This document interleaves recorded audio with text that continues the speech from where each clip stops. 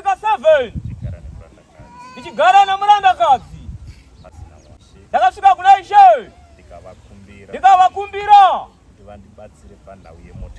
vandibatsire panhau yemota.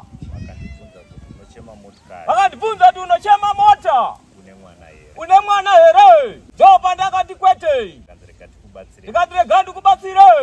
Asi pakazosvika poti murandakadzi akasvika paneno nzvimbo akapiwa kalenda. Takatanga kuchinja pabasa kwandinoshanda. Ikasvika nguva amai vakazvitakura. Hapana kana nemacomplications akaitika. Vakabatsirwa mwana musikana akaita zvakare. Pane umwe murandakadzi umweni wandinofambidzana naye. Zvinova zvandikakumbira panguva imwe chete. Akabatsirwa futi mwana musikana. Wauya pano baba, ndikati chii chaunoda kuna baba? Ukandochemera motikari dzangu. Ndikati ko mwana nemotikari chipi chakakosha? Kasvika pakuirana kuti mwana saka zvaruti ane 2 vana after 7 years.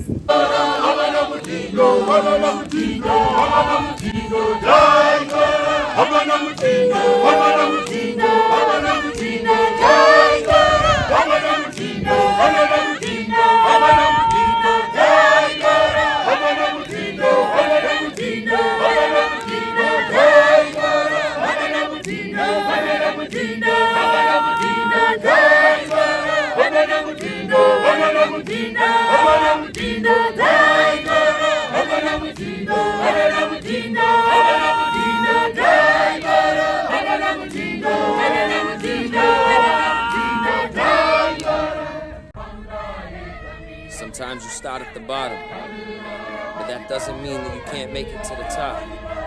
I started with nothing but a dream, but it takes dedication, ambition, hard work to make your dreams come true.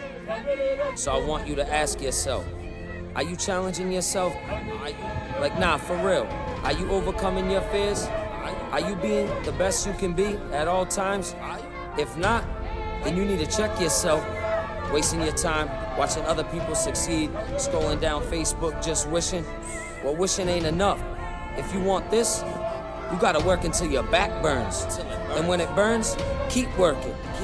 And when that wave comes over the rail and breaks you down to your knees, get back up. I don't care if you're soaking wet. That doesn't matter. Remember, you were born wet. You were born for this. You don't quit. You can't quit. When the going gets tough,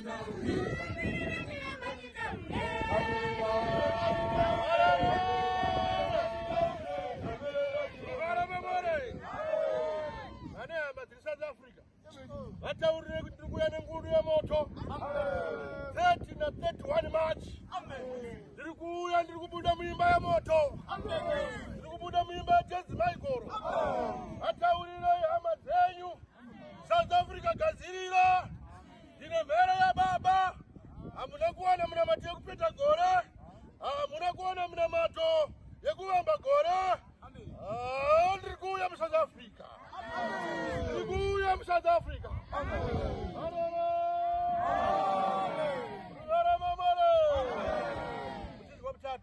ana baba moita zvinotera nokasika vanhu vanenge vawana nyikirine vakutoya ndopinda na uimba moto opinda mbaya kabre opinda mbaya richa